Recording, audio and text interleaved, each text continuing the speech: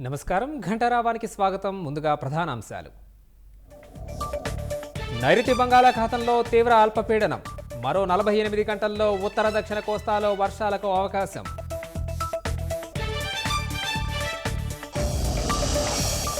రక్షిత మంచినీటి పరికరాల్లో కొత్త పుంతలు. ఆధునిక పరిజ్ఞానంతో రిజర్వాయర్లు, ట్యాంకుల శుభ్రత.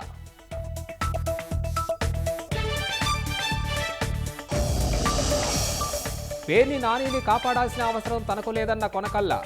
తప్పు చేసిన వారు జైలుకెళ్లడం ఖాయమని హెచ్చరిక.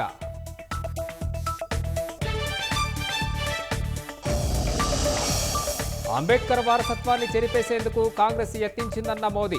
ఆయన ఆశయాలు నెరవేర్చేందుకు పనిచేస్తున్నామని వెల్లడి.